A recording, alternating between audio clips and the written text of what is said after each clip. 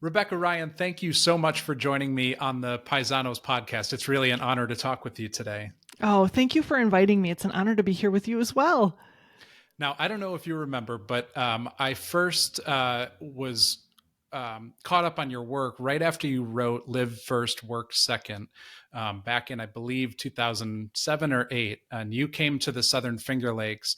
And at the time, I was working with a workforce development agency and looking at some of the ways that we can make our region more desirable to live in. And the words that you were sharing and the things that you were talking about at that time felt so real to me. And it felt like, oh, finally, someone is talking about this stuff. Why don't you start just by talking a little bit about the work that you do as a planner, as a futurist, and how that's evolved over the years? Yeah, you bet. So, first of all, I'm so glad it resonated with you. I think one of the most important things we do for each other as humans is, share ourselves in a way where people can say, me too. I mean, that's such a strong human and humane thing to do. I'm glad it resonated. So at that time, I was really a generational expert. I was talking about how to attract and keep the next generation to our cities and communities and regions.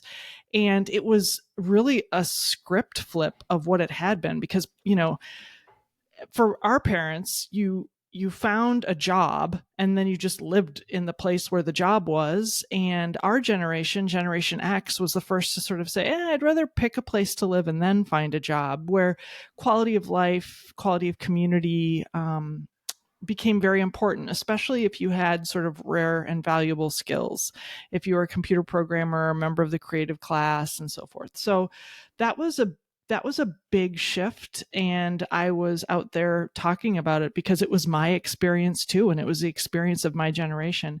And then when the Great Recession happened, I went back to school and I got my degree in strategic foresight from the University of Houston, a professional certificate from the University of Houston. And I repositioned myself as a futurist, where I wasn't just studying demographics anymore. I also started to look at changes in technology and changes in the economy, changes in the environment, and what that was going to mean for people who were trying to make great places to live. And one of the things that it seems you've discovered more recently in the research and the work that you do is this thing you're calling the strategy paradox, where you've discovered that executives and leaders are spending no more than 5 minutes per day actually sitting down and strategizing, which they say is a big part of what they should be doing. Can you first kind of introduce us to the strategy paradox for people who don't really know what it is? Yes. So it was basically a two-part question that I mean, honestly, I asked it to a bunch of executives during a keynote that I was giving. We were doing some polling questions, and I just wanted to get a sense like how much people spent thinking about the future. So it wasn't intended at first to be like a sociological assessment. It was just like I was interacting with this audience and I wanted to know what they were thinking about. And after the results came from that keynote, I turned to my team. I said, we need to put a survey in the field. And basically the survey had two parts to the question. So listeners, question one, is strategy part of your job? Do you have responsibility for strategy? And in the survey results, over 95% of our respondents said, yes, strategy is part of my job. And then we asked them how they spend their time, and they told us. And what we sussed out was the average respondent who said strategy was part of their job was spending between 1.5 minutes and 4.5 minutes a day thinking strategically about the future. And we call this the strategy paradox because it is a paradox. It's like, this is part of my job, but I don't have time to do it, or I don't take time to do it. What have you thought about, or what has that led you to thinking about in terms of just the implications of that? Like, what does our future look like if nobody's strategizing? Yeah, I mean, there's a part of me that's like, well, of course this is what we get when nobody is thinking about what's coming, or worse, nobody's thinking about secondary and tertiary implications of Mm-hmm. decisions that they're making. It's my birth mom calls it mental gymnastics. She's like, people just don't do their mental gymnastics anymore. Mm-hmm. And I think it's true. I mean, that same survey showed that the vast majority of leaders' time is spent doing tasks like responding to email, Mm-hmm. putting out fires, attending meetings, doing the things that are basically right in front of their nose. And those things are very alluring. And often, I mean, this is like a small thing, but there are lights behind them. You know, our phones have lights, our computers have lights, everything we do digitally is lit up, and our mammalian brains are trained to pay attention to that there's a sense of Mm-hmm. urgency with things that are lit up. And so the idea of going analog, like I do once a quarter, where I just, go into nature with a pen and a piece of paper and some questions for Mm-hmm. myself. Who doesn't? Like, people don't do that. Mm-hmm. Yeah. And, I'm thinking for this podcast, especially in terms of internet culture and the role it may play in the way that people spend their time, whether it's at work or outside of work, to be honest. And, we're talking, or you're talking, I should say, about strategy and knowing that it's a part of your responsibility, and yet only spending a fraction of time on that piece of the responsibility. Do you feel like those lights that you mentioned, our digital screens, our internet culture, is it all responsible for this strategy paradox in any way? I think so. I mean, here's what I know is research tells us, I mean, we should get 7.5 to 8 hours of sleep every night. That leaves 16 hours. We know that we have a certain amount of willpower to use every day. This is why President Obama standardized his wardrobe so he wouldn't have to choose. He was either going to do the blue suit or the not blue suit. He got criticized for the tan suit. So, but anyway, we only have so many credits of, willpower and decision making that we can make every day. And then you think about the amount of information that we could process, and it's an impossible task. It's a Sisyphean. How do you say it? Who's the Sisyphus pushed the Yes, right. mountain up, boulder up the hill? Yeah. Right. So what I'm really interested in, and this is why we put that survey in the field, is I was interested in how leaders use their attention. And time and attention, I guess I'm just parsing this for myself as we're together, but like how they use their time, how they use their focus, how they use their attention. And we are grossly underutilizing leaders if what they're doing is spending 67% of their time answering email. That Mm-hmm. those are not necessarily higher order thinking skills.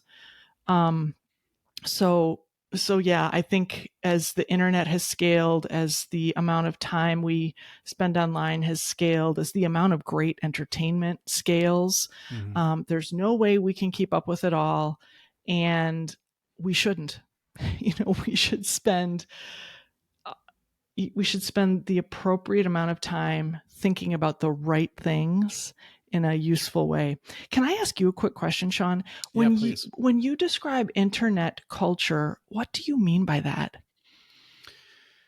Well, that is a good question. The way that I think about it is that we, as a society, more and more are living our lives in front of more people than we ever have before. Um, we're talking about our lives in an arena that's way larger than the kitchen table we're used to. Um, we're sharing photos and details about our lives. We are um, being told, or at best maybe summoned to what we should be paying attention to. Email certainly is one of those things. Every app that gets downloaded on our phones comes with its own set of default notifications. And right down to the conversation that we're having today is possible because of the internet. And so I don't want to necessarily code internet culture in a negative light, because I think it gives us so many opportunities that we didn't have, even 10 years ago, when internet culture was still prevalent, but we were learning more about the ways that we interact with it. But that's what I mean when I say internet culture. It's that we're living in a culture where the internet is a minute by minute reality. I see. Well, and I think in some ways it's about access. The way that people have access to us, and maybe expect us to answer, respond quickly, and the way that we have access to just about anything we want to watch or consume at any given moment. Boredom is not a thing anymore. People aren't just bored. And I think that's a symptom or an indicator of internet culture. Right on. Well, I know, just very personally, I've been on probably a 10-year experiment with myself on how to not do those things. Like I have a hate relationship to email. I can't wait to finish Cal Newport's book about the end of email. But yeah, this, like you say, access, it's created all of these unintended consequences. And what's so just chilling to me is, well, two things I think around internet culture. One is when the CEO of Netflix says that he's competing with sleep for viewers. That feels like a problem. And then the second thing was just knowing how many of the experts and creators of social media, when interviewed in The Social Dilemma, said they absolutely wouldn't allow their children to have access to social media. It's like they know that they've created a poison, and they will protect their own children from that poison. Yeah, it's that documentary is terrifying in a lot of ways. I don't mean to laugh. It really is terrifying. And I watched that and sort of remember sitting back in my seat when it was over and just trying to take in what the implications of what they were sharing. They used terms like civil war and things, and they weren't using those terms lightly. And to your point, these were people who are, or were once formerly in the industry and responsible for overseeing the algorithms you mentioned. Yeah. Well, hard left turn. Right. Well, maybe, and not so much. Your most recent book is called Regeneration, and you talk about being in this season of winter in the United States, particularly. And I think your original estimate is that we would enter spring in 2020, which is, well, come and gone. Yeah, right. Well, it's come and gone. And geez, when you mention the year 2020, there's so much that just comes up for people. Yeah. For those who are just listening to the podcast and not watching, the forehead wipe there was a strong indication of what the year 2020 was like. Do you still think we entered spring in 2020? No. After I wrote that book, so basically the book is about about every 20 years, America cycles from spring to summer to fall to winter, and they all have their different characteristics. Winter being a time when things feel really frozen and stuck. And we've been through 3 other winters: the American Revolution, the Civil War, and the Great Depression. And so I estimated that we had entered our 4th winter when the World Trade Centers were hit, 2001. And so therefore we'd be out of it about 20 years later in 2020. And I did some additional research after the book was published, like 5 or 6 years after the book was published. I was doing some additional research. And Neil Howe, who is by all rights one of the most prolific generational writers and experts, he said that he thought 2009, the Great Recession, was actually when we entered our fourth winter. And so if we accept that, and I'm willing to, like, if we say, okay, that's when we entered winter, then we're going to be out of it in 2029 ish. So we've got a few more years, but I have to say that I do think that,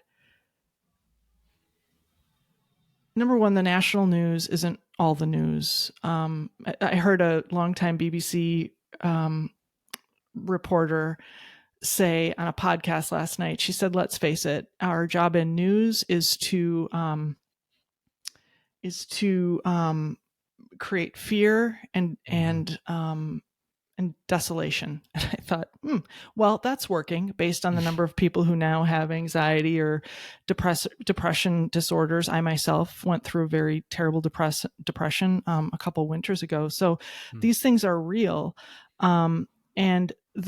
But if you look at the local level, if you look at like what's happening in your neighborhoods and in your communities and take your eyes off the news headlines, there's so much good that's happening. People are finding such creative ways to make meaning, to innovate, to support each other, to create community. And I think, all change starts from the bottom up. Even Condoleezza Rice said recently, she's like, if you want to see what the future of government is going to look like, you have to look at the local level. And so I remain an optimist about this. And I think whether you think about millennials really coming into power over the course of the next decade and boomers finally giving up the mic, fingers crossed, and sitting down, this kind of gerontocracy that is America's federal leadership structure. There's a lot of life and a lot of potential underneath that increasingly fragile crust of leadership. And that the time is coming. It always comes. Yeah. So your theory obviously then takes us into spring next, and I know that you in your TED Talk and in your book you shared some examples of what spring means and why we're headed in that direction, and some of the stories of optimism that you have. I think local politics is actually a really interesting example, and I can tell you here locally, it's been interesting following school board elections, city council conversations. The people who want to have the same conversations that are happening at a national level are just sort of being laughed at, or like there are some people taking it very seriously, of course, but there's a lot of eye rolling as well. That is to say, we don't want that here. We don't want to talk about banning books in our local school district. Let the people in Florida sort that out. We don't want to talk about anti DEI initiatives or anti LGBTQ initiatives. Let that happen on national news channels, and let us protect our kids and the resources that they have access to. So I'm optimistic that here in our little town, those conversations are moving in a good direction. But I'm curious from your perspective, and having done so much research on this, what some of the stories are that give you optimism as we move toward spring in this analogy. Yeah, I mean, first of all, I love that you're seeing that in your home community as well. And I think we have to remind ourselves that part of what's like broken right now and that needs to be maybe needs to break all the way down, break down before you break through, is that we have like a system right now where at the federal level, our representatives aren't actually representing us. I mean, if you look at the percentage of Americans who favor gun reform, right? Well, we can't seem to pass that at the federal level because we're not being represented. So what we know is that as you come closer to your own zip code, your access to your representatives goes up. You know, you run into them. I ran into our mayor like downtown a couple of days ago, like not in a like, hey, mayor way, but just in a like, oh, there she is. She's like in my community. And there's, as an economist, there's something to this. When Adam Smith wrote the book in which he talked about the free market and the invisible hand, what he meant by that was when you're in a local economy, you are not going to screw your customer because you are going to have to run into them again. And we are a social species and our reputations matter, and we want to be accepted by our, the other members of our social species. So the invisible hand is that desire that we all have to belong.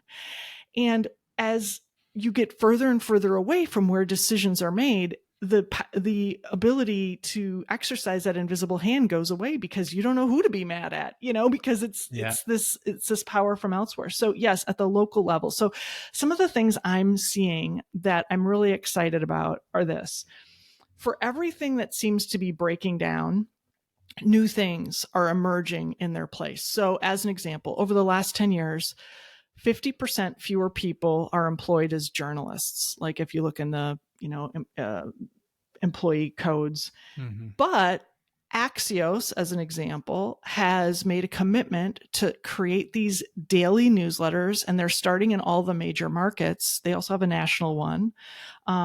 There's another news outlet that has started up called Semaphore. It's a beautiful product. It does a really nice job creating global news. They have attracted amazing editorial talent, great journalists. And so even though like the newspapers that we maybe have been used to are closing their newsrooms or decreasing their newsrooms, we're seeing these other really interesting ways that news is coming forward. So that would be one example. The other example that I really love to share, I was raised in a conservative Christian church, and we know that there are large conservative Christian leadership groups that have been influenced by their children and are taking a very proactive environmental stance to taking care of the environment, as an example. Whereas in the past, many Christians just get lumped in with all Republicans who, even in private, will tell you that they're worried about the environment as well, but publicly might grandstand a bit about it. So there are fissures opening where innovation and insight and completely different and new ways of doing things are emerging. And this is what normally happens as winter turns to spring. The reason why I love following you, reading, listening to your conversations, which, by the way, visit RebeccaRyan.com. There are lots of links to different podcast appearances and, of course, the books, the blog itself. A lot of these ideas are there in writing or in audio form. What I love is that you really do have this optimistic view about our future, about the world that we live in today, and the indicators, the signals that you look for seem to give you a lot of optimism about the direction that we're heading in as a society and here in the United States. So I very much appreciate that, and I just wanted to share that with you. One of the concepts that you discussed in that blog is this idea of the 3 horizons framework. And that is another Well, I'll let you explain it, but I understand it as a framework that sort of talks about going through a transition period. So, would you mind first talking about the framework? And I have a couple of questions about what sort of patterns are coming out of that. You bet. So the Three Horizons framework, I mean, if you kind of zoom out, um, and if so, listeners, viewers, if you can imagine a sine wave, right? A wave that undulates from high to low, from high to low, from high to low. This is how sound waves are happening right Mm-hmm. now, right? If you're hearing my voice, that is a wave that's Yes. happening. It's spring in North America, and we've got our seeds started. They'll eventually get planted. They will grow to a maximum level of productivity, hopefully, if the bugs don't get them and the rabbits don't get them.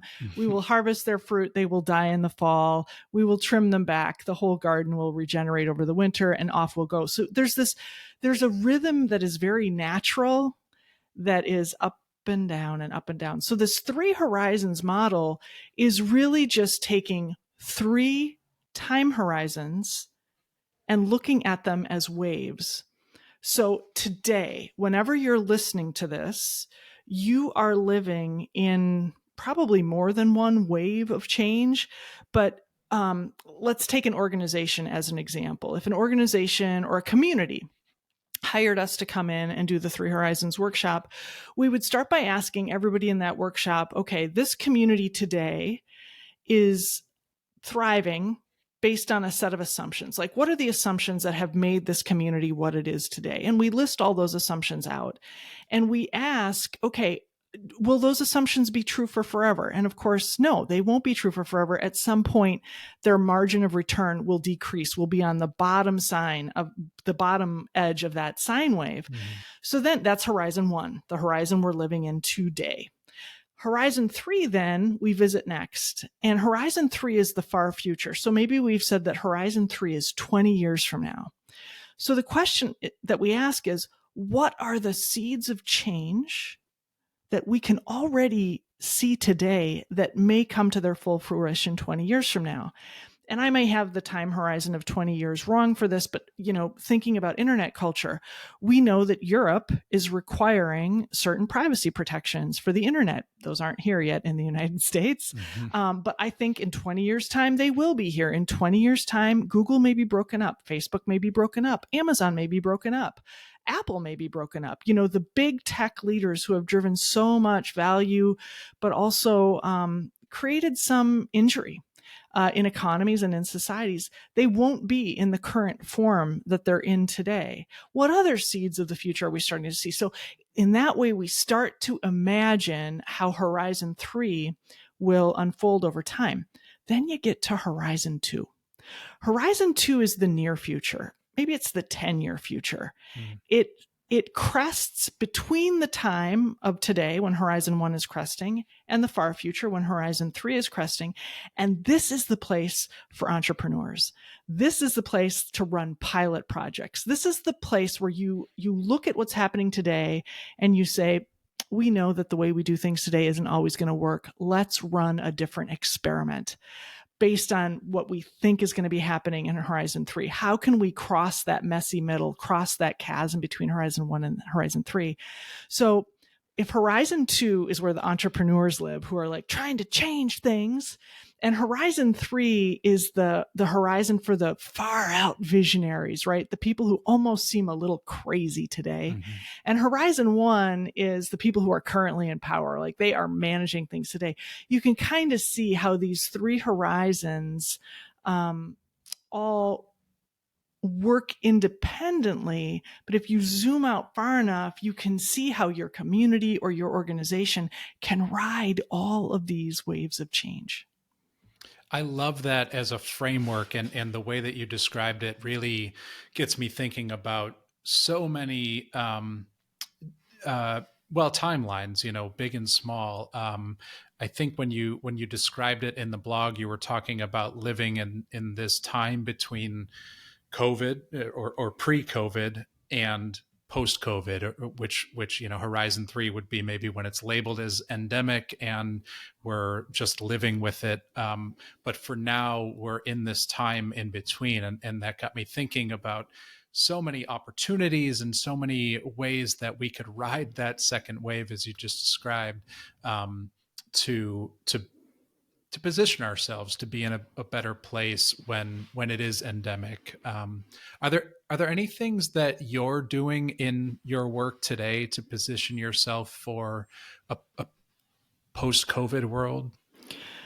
Um, yes, there are things. I mean, during COVID, we made a commitment as a team that we were going to be great at doing virtual workshops. We believed that there was actually a way to have a virtual experience that could be even more equitable than in-person workshops.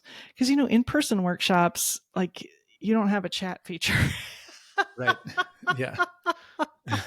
um, and so we just said, like, let's figure out how to do this really well so that our ability to collaborate and design and innovate doesn't have to be limited. Our ability to do futures work doesn't have to be limited based on whether we're in person or not in person. So that's one thing we did.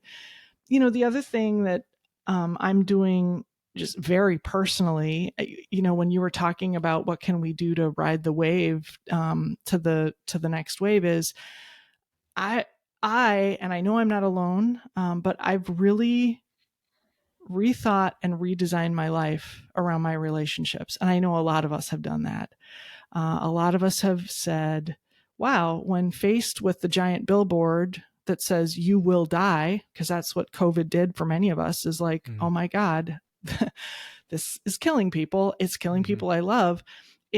This is we cannot underestimate this. The nation that invented workaholism has had record high quits rates, and everyone's like, where are all the workers? When are they coming back? And the answer is many of them are starting their own things. Mm-hmm. They are designing their work around their lives, around the other things that matter to them. And so I've done some of that. I'm working less. I'm trying to work more smartly. I'm spending more time with the people, especially the little people in my life that I love most, spending far more time with my friends, creating new rituals and new memories. I'm kind of trying to claw back my own self-care and my own health and sleep, and well-being. And that has a net plus for society, Mm-hmm. you know. But we're in this in between stage right now too, where I think people have kind of forgotten how to people.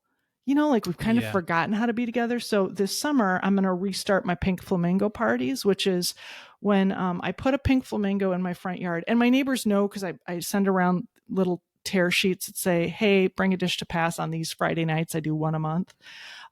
But we'll be gathering all the neighbors together again for an outdoor potluck. And all I do is start my grill. It's Wisconsin. I grill bratwurst, and we just host the party. Everybody else brings a dish to pass, and we get to know our neighbors a little bit better and people who've moved in and so forth. But it's a small way to help us come back together, because I think people are aching for it. So I'm putting out the Pink Flamingo Challenge to every listener to this podcast.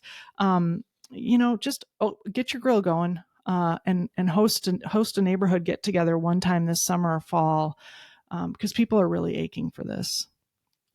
Yeah. And you mentioned earlier that you're someone who's really been intentional about not letting the screen take things over for you, that you have some time every quarter where you get out with I believe you called it analog time, with paper and a pencil, and just write down your thoughts and experience the real world around you. But I think for a lot of people, and maybe some who might be listening to this, this time between pre-COVID and post-COVID is a time where they're thinking more deeply about that. Certainly during the height of the pandemic, use of digital media skyrocketed. We learned about addiction in a variety of forms, and I believe that addiction to phones and social media is a real thing, and I believe that it's something that is a true health problem in our country, and it's part of the reason why I'm doing this. I wonder if you have any recommendations for people who might be in that transition period and thinking about um, this idea that, pre-COVID, I wasn't really aware of how much I was using my phone or how much time I spent on social media or just time away from the real people in my life. And as I look to that third horizon, bringing it back to the three horizons framework, I want to be someone who uses my phone less, who is more engaged in the real world. Having gone through that process yourself, I just wonder if that brings up any recommendations or suggestions that you might make or things that have worked for you. Yeah. Okay, so this is like not Rebecca Ryan, the futurist, Okay. talking. This is like Rebecca Ryan, the flesh and blood person who's just trying to be a better version of herself week by week and month by month and be a good wife and a good friend and a good, whatever. So in August of 2020, I sat down and asked myself 5 questions, and they're going to sound a little macabre because they have to do with death, but it rang a bell in me of what really matters to me. And then I started to redesign my life, rethink my life. And it's taken, years to like get to the point I'm at now, because I just had to iterate every quarter. I would just iterate. But here were the 5 questions, and they follow a pattern. Question 1: if you knew that you were going to die 1 week from now, how would you spend your time? Question 2: if you knew you were going to die in a month, how would you spend your time? Question 3: if you knew you were going to die in 1 year, how would you spend your time? Question 4: if you knew you were going to die in 5 years, how would you spend your time? And the 5th question is, you're going to die at some point, not knowing how long that is. How do you want to spend your time? And these questions, and I ask them of myself when I need to. I don't re-ask these questions every 6 months. I review them every quarter, and if I feel I need to update them, I will, because we change over time. But they really told me what matters to me, and it is time with my people. I mean, my family, my friends. I have created this term called my first ring friends. Like, these are my 3 a.m. friends I would walk on hot coals for. Mm-hmm. Who I know they would take my call at 3 a.m. Anyway, and how can I design my time around deepening those relationships? And sometimes it's really simple things, like I have this time confetti list that I keep in my journal, and it's things that I can do with small scraps of time, like when you got 5 minutes between meetings or whatnot. And on my time confetti list, I keep, like a list of my first ring friends and all the different ideas I can do, like send a stupid GIF, tell them that I'm thinking about them, pick out a card and throw it in the mail, just things that I can be a good friend and be in better touch. So those 5 questions they help me to live as if I was dying. And I'm not being dramatic. We are all dying. Mm-hmm. We don't know when our expiration date is, but to live like you're dying. And then you can go even deeper on this. So I just read the Happier Hour book, the book Happier Hour. Mm. And one of the things she talks about in there is to actually map out, with the most important people in your life, how many more Christmases will you have? So my wife and I got married. Neither one of us were spring chickens. We got married rather recently, and she's 10 years older than I am. And we love summer here in Madison. And I estimated the number of summers we had left when we were both able-bodied. And it's fewer than I would like. Mm-hmm. And so that has just helped me. Like, I'm not going to work my face off every summer. I want to spend more time with my wife in the summers. So these are the kinds of things that you might not look at my diary and say, oh, you're living so much differently now, Rebecca, than you were 4 years ago. But I am living a lot differently now than I was 4 years ago, with much more intention, with much more of a focus on what really matters, and trying to line my time up behind that. I love that, and thank you so much for sharing that. I mean, I think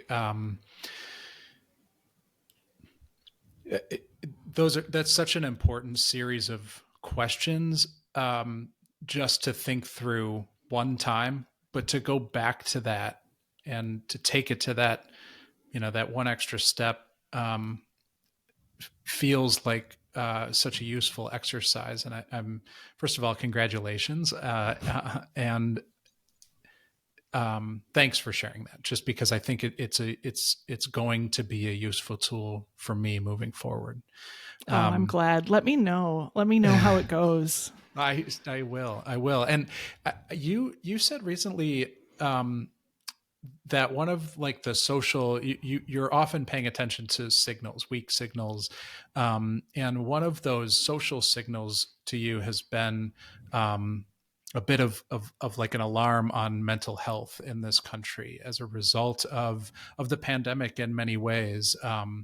And I wonder, is that what got you really thinking deeply about asking yourself those five questions, or are those not related? No, they're not necessarily related. One did Okay. not cause the other. The when I first asked those five questions, I had been working through Greg McCown's book on essentialism, Mm, and really doing what's essential. I've always been a person who I say yes to everything. It's mm, like it's like buying too many clothes, and then like you can't get your closet door shut, and you like have to force it shut with your shoulder. And so yeah. occasionally you've got to take everything out of the closet and look at it and say, am I going to ever wear this stuff? Like what really matters? And the same thing with my life. I tended to cram it with too much stuff. So these five questions were very clarifying for me about what should be in the closet of my life and what shouldn't. But this notion of the mental health bit, I think ties into what you were talking about, internet culture, because before the show started, we were talking about your TED Talk from 2013, and you affirmed that what we do online cannot replicate what we do in person. Mhm. And so the social isolation that we had to do to keep ourselves and each other safe during COVID was very necessary, but it came at a very high price. And I think depression and mental health is one of the long tails of COVID. I saw a statistic recently that that 1 in 7 American men says they have no friends. And I don't know if the UK has done some great research on this. Maybe people have done research on it in the US as well. I just haven't seen it, but loneliness causes earlier death at a higher rate than obesity and heart disease. I mean, the comorbidity for death with loneliness is really something. And there is no reason for people to die deaths of loneliness. They have this thing in the UK called the silver line, silver reflecting like the color of my hair, and And mine. older and yours and older Yeah. adults' hair. And the idea is any senior citizen in the UK who is feeling lonely can call the Silver Line, and a volunteer will just talk with them. I was just last night, I was talking to my college roommate. It was her birthday, so I wanted to just call and check in. We had this great conversation. She's an educator, and she was talking about some of the kids that she helps. She's a para helper in a elementary school, and she had read this little boy a book, and he said, "I love every word of this book." And then Kristen, her nickname is Slim. Slim said, "What did you love about the book?" And he said, "The story was so excellent. Will you read to me again?" And so she was like, "Of course I'll read to you again." And she said, "You know what it is this kid is lonely. Like, yeah, Mm, the story is maybe part of it, but what are you doing when you're having a story read to you by an adult? You're usually on a lap. You're safe, mhm. you're comfortable, you're being entertained, it's really intimate."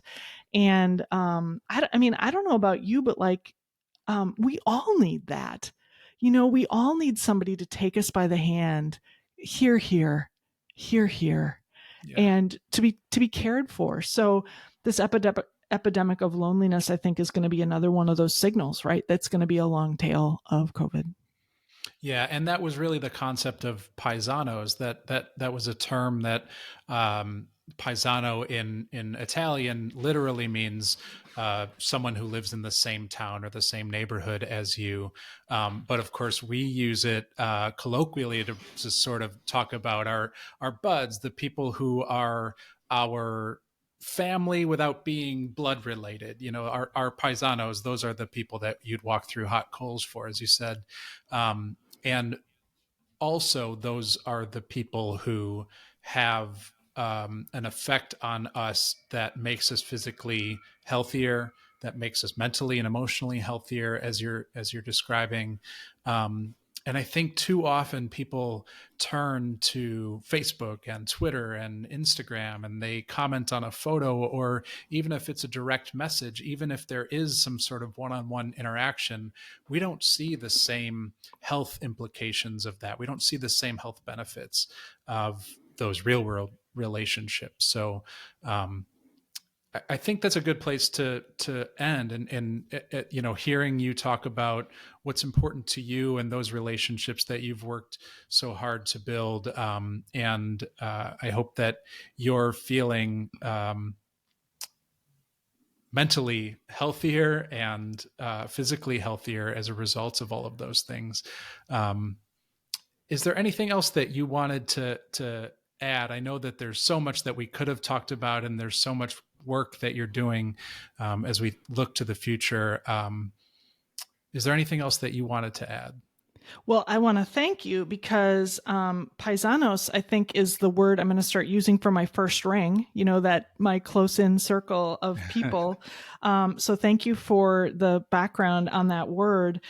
I think that, you know, the one thing that I just want to like remind people is, and this is like Rebecca as a two-legged, but also as a futurist, is I always remind people that the future doesn't just happen to us.